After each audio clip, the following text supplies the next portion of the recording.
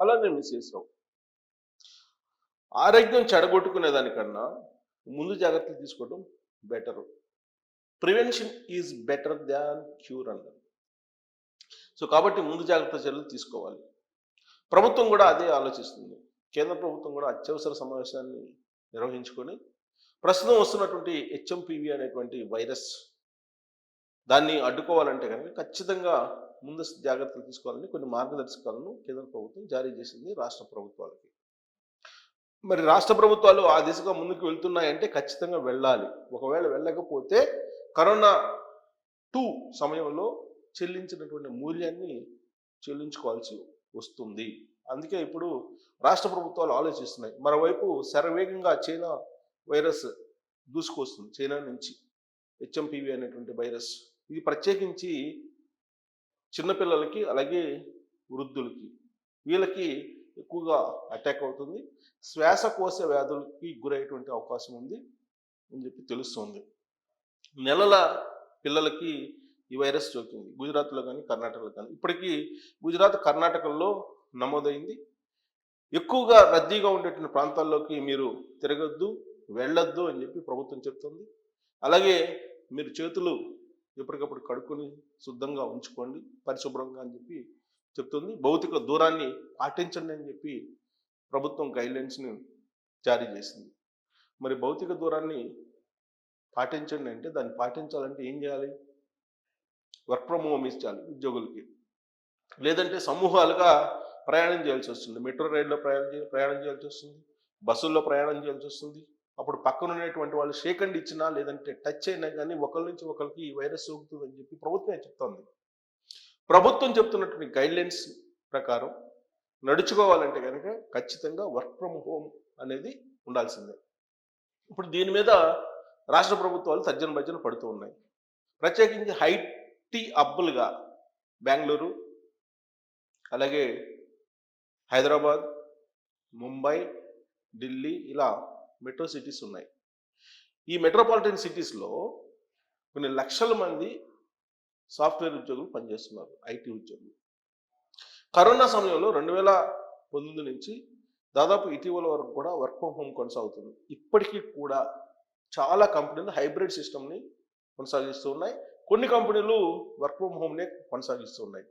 అయితే ఇన్ఫోసిస్ లాంటి కంపెనీలు మాత్రం ఖచ్చితంగా ఆఫీస్కి రావాల్సిందే, మీరు ఆఫీస్లో ప్రజెంట్ కావాల్సిందే, అప్పుడే ప్రొడక్టివిటీ వస్తుందని చెప్పి వాళ్ళు నమ్మారు. అందుకే వాళ్ళు కంపెనీకి రావాలని చెప్పేసి నోటీసులు పంపించారు. ఆ సందర్భంగా చాలామంది ఎంప్లాయీస్ రిజైన్ చేయడానికి కూడా సిద్ధపడ్డారు. మిగిలినటువంటి కార్పొరేట్ కంపెనీలకు కూడా ఇలాంటి ప్రతికూలమైనటువంటి వాతావరణం ఉద్యోగుల నుంచి వచ్చింది. దాంతో హైబ్రిడ్ సిస్టమ్ అని చెప్పి అలవాటు చేయడానికి ప్రయత్నం చేశారు. అంతేకాదు రాష్ట్ర ప్రభుత్వాలు ప్రత్యేకించి తెలంగాణ ప్రభుత్వం హైదరాబాద్లో ఐటీ ఉద్యోగులు ఉంటేనే రాబడి ఉంటుంది, అటు ప్రత్యక్షంగా పన్నులు కానీ పరోక్ష పన్నులు కానీ వచ్చేటువంటి అవకాశం ఉంది. కాబట్టి ఐటీలో ఉండేటువంటి కంపెనీలు ఐటీ ఉద్యోగులు రప్పించాలి అనే ఉద్దేశంతో రాష్ట్ర ప్రభుత్వం అప్పట్లో ఒత్తిడి తీసుకొచ్చింది. కేసీఆర్ ప్రభుత్వం ఉన్నప్పుడు ప్రత్యేకించి కేటీఆర్ ఒత్తిడి తీసుకొచ్చారు.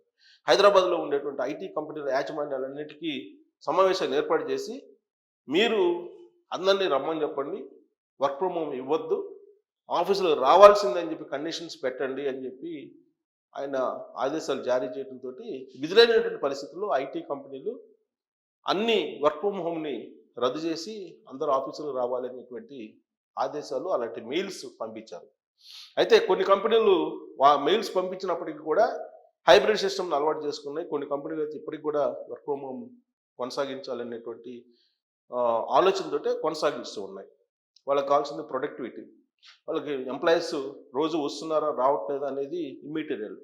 కార్పొరేట్ కంపెనీలకు ఎప్పుడు కూడా పని జరుగుతుందా లేదా, ఎంప్లాయీ ఎక్కడున్నారు, అతను ఎక్కడ ఏం చేస్తున్నారు అనేది వాళ్ళకి ఇమ్మీటీరియల్. ప్రొడక్టివిటీ వాళ్ళకి చెప్పినటువంటి టార్గెట్లను ఇన్ టైంలో రీచ్ చేస్తున్నారా లేదా, పూర్తి చేస్తున్నారా లేదా, ఇదే వాళ్ళకి కావాల్సింది. అందుకే multinational companies MNCs work from హోమే ఇచ్చేస్తున్నాయి. వర్క్ ఫ్రమ్ హోమ్ ఇవ్వడం ద్వారా ఆఫీస్ మెయింటెనెన్స్ తగ్గుతుంది, రవాణా ఛార్జీలు తగ్గుతాయి, అలాగే రవాణా సమయం తగ్గుతుంది. ఇన్ని రకాల బెనిఫిట్స్ ఉన్నాయి. అందుకే వర్క్ ఫ్రమ్ హోమ్ అనేది బెటర్ అనేది కాన్సెప్ట్ వరల్డ్ వైడ్ కూడా ఇప్పుడు అలవాటు అయిపోయింది. ప్రత్యేకించి చంద్రబాబు గారు లాంటి వాళ్ళు వర్క్ స్టేషన్స్ పెడుతున్నారు. ఇప్పుడు ఆంధ్రప్రదేశ్లో వర్క్ స్టేషన్స్ వస్తున్నాయి. రాబోయేటువంటి రోజుల్లో ఏ గ్రామంలో ఉండేటువంటి వాళ్ళు ఆ గ్రామం సమీపంలో ఉండేటువంటి వర్క్ స్టేషన్స్కి వెళ్ళి వర్చువల్గా కంపెనీలతోటి మాట్లాడుకుంటూ, కంపెనీలతోటి మీటింగ్లు పెట్టుకుంటూ అక్కడి నుంచే పని చేసుకునేటువంటి వెసులుబాటును కల్పిస్తున్నాయి. టోటల్గా ఆర్టిఫిషియల్ ఇంటెలిజెన్స్ వచ్చిన తర్వాత మారిపోతుంది సినారియో. రోజు గంటల తరబడి ట్రాఫిక్లో ఆఫీస్కి వెళ్ళటం రావటం అనేది కనీసం 4 గంటలు వేస్ట్ అయిపోతుంది. టైం వేస్ట్ చేయకుండా స్మార్ట్గా వర్క్ చేయాలని చెప్పి చంద్రబాబు గారు చెప్తున్నారు. అందుకే వర్క్ స్టేషన్స్ పెడుతూ ఉన్నారు. వర్క్ స్టేషన్స్ పెడుతున్నారు కాబట్టి రాబోయేటువంటి రోజుల్లో వర్క్ ఫ్రమ్ హోమ్ అనేది కన్ఫామ్గా ఉంటుందని చెప్పి ఎక్స్పెక్ట్ చేశారు. ఈ లోపుగానే చైనా నుంచి వైరస్ దూసుకొస్తుంది. ఆల్రెడీ ఇండియాలో ఎంటర్ అయినటువంటి క్రమంలో జనసమర్థమైనటువంటి ప్రాంతాల్లో ఉండకూడదని చెప్పి గైడ్లైన్స్ చెప్తున్నాయి. కాబట్టి అత్యవసర సమావేశాలు కేంద్ర ప్రభుత్వం ఏర్పాటు చేసుకుని వరల్డ్ హెల్త్ ఆర్గనైజేషన్ ఇచ్చినటువంటి గైడ్లైన్స్ని ఫ్రేమ్ చేసుకొని అది రాష్ట్ర ప్రభుత్వాలకి ఇవ్వడం జరిగింది. అందుకే ట్రైన్స్లో కానీ లేదంటే ఇతరతర రద్దీ ప్రాంతాల్లో కానీ బస్సుల్లో కానీ మీరు గుంపులుగా ఉండొద్దు, భౌతిక దూరాన్ని పాటించండి అని చెప్తున్నారు. లేదంటే చేదాటిపోయేటువంటి ప్రమాదం ఉంది. ఈ వైరస్ అంత ప్రమాదకరం కాదని చెప్పి చెప్తున్నప్పటికీ శ్వాసకోశ వ్యాధులు ఉన్నటువంటి వాళ్ళకి చాలా ప్రమాదకరం. అలాగే పొల్యూషన్ ఉండేటువంటి మెట్రోపాలిటన్ సిటీస్లో చాలా డేంజర్ ఈ వైరస్. ఢిల్లీలో నివాస యోగ్యం కానటువంటి ప్రాంతాలు చాలా ఉన్నాయి, పొల్యూషన్ ఎక్కువైపోయి. అలాంటి చోట్ల ఈ వైరస్ ఎంటర్ అయిందంటే కనుక ఖచ్చితంగా మృతుల సంఖ్య ఎక్కువ ఉంటుంది అనేది చైనా నుంచి వస్తున్నటువంటి అనుభవాన్ని తీసుకొని రాష్ట్ర ప్రభుత్వాలు అలాగే కేంద్ర ప్రభుత్వం పరిశీలిస్తున్నాయి. ఒకవేళ చైనా వైరస్ ప్రమాదకరం కాదు అని చెప్పి అనుకుందాం కొద్దిసేపు, మరి ఎందుకు స్టాక్ మార్కెట్ 12 లక్షల కోట్ల రూపాయలని నష్టపోతుంది? ప్రపంచ దేశాల్లో ఉన్నటువంటి పరిస్థితులన్నింటినీ అధ్యయనం చేసిన తర్వాతనే ఇన్వెస్టర్స్ ఇన్వెస్ట్ చేస్తూ ఉంటారు. ఎప్పుడైతే చైనా వైరస్ హెచ్ఎంపివి బయటకు వచ్చిందో, అది స్ప్రెడ్ అవుతుందో అమెరికాతో పాటు అనేక దేశాలకు కూడా స్ప్రెడ్ అయిపోయింది. అత్యవసర పరిస్థితిని ప్రకటించింది అమెరికా కూడా. అలాగే భారతదేశం కూడా అత్యవసర పరిస్థితిని ప్రకటించాలని చెప్పి వరల్డ్ హెల్త్ ఆర్గనైజేషన్ అనౌన్స్ చేసింది. పూర్తి స్థాయిలో ఇది స్ప్రెడ్ కాకుండా జాగ్రత్తలు తీసుకోమని చెప్పి చెప్తుంది. అందుకే ఈ వైరస్ తోటి భారీ నష్టం, ప్రాణ నష్టం జరగకుండా ఉండాలంటే వర్క్ ఫ్రమ్ హోమ్ ఐటీ కంపెనీలకు ఇవ్వాలి. ఎందుకంటే ఐటీ కంపెనీలో ఎందుకు ఇవ్వాలంటే ఐటీ కంపెనీలో ఎక్కువ మంది, దాదాపు హైదరాబాద్లో 10 నుంచి 13 లక్షల మంది ఉన్నారనేది ఒక అంచనా. ఈ 13 లక్షల మంది సిటీ నుంచి వెళ్ళిపోతే లేదా సిటీ నుంచి దూరంగా ఉంటే రద్దీ ఉండదు, ప్రయాణాలు ఎక్కువ రద్దీ ఉండదు, ప్రయాణాల్లో భౌతిక దూరాన్ని పాటించడానికి అవకాశం ఉంది.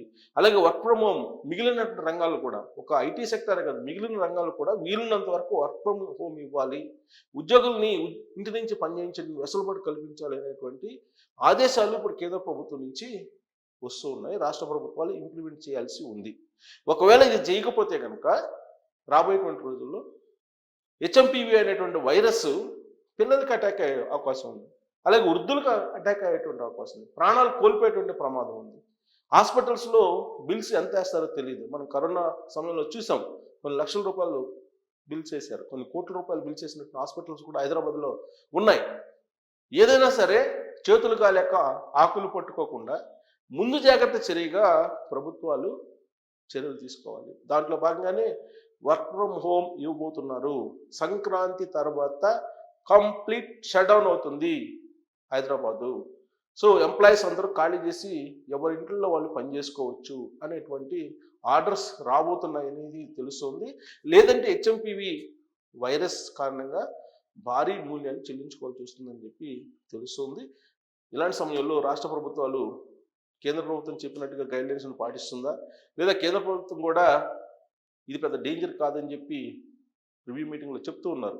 కానీ మరి డేంజర్ కాకపోతే చైనాలో హాస్పిటల్స్ అన్ని ఎందుకు నిండిపోతున్నాయి, అక్కడ మరణ మృదంగం ఎందుకు ఉంది, ఇవన్నీ తెలియకనే స్టాక్ మార్కెట్లో స్టాక్ పెట్టడం లేదా? వాళ్ళు ప్రపంచవ్యాప్తంగా చూస్తూ ఉంటారు ఇన్వెస్టర్స్. మరి 12 లక్షల కోట్ల రూపాయలు ఒకేసారి ఒకే రోజు ఎందుకు నష్టపోతారు? అంటే ఈ వైరస్ ఖచ్చితంగా ప్రమాదకరమైంది. దీన్ని బేరీజు వేసుకుంటే కనుక లాక్డౌన్ తప్పేటువంటి పరిస్థితి కనిపించట్లేదు. లాక్డౌన్తో పాటు వర్క్ ఫ్రమ్ హోమ్ ఉండే అవకాశం ఉంది అని చెప్పి తెలుస్తుంది. మరి ప్రభుత్వాలు వాళ్ళ ఆదాయం కోసం, వాళ్ళ రెవెన్యూ కోసం ప్రజల ప్రాణాలని బలి తీసుకుంటాయా? లేదంటే వర్క్ ఫ్రమ్ హోమ్ లాంటివి పెట్టి లాక్‌డౌన్‌ని అనుసరిస్తాయా అనేది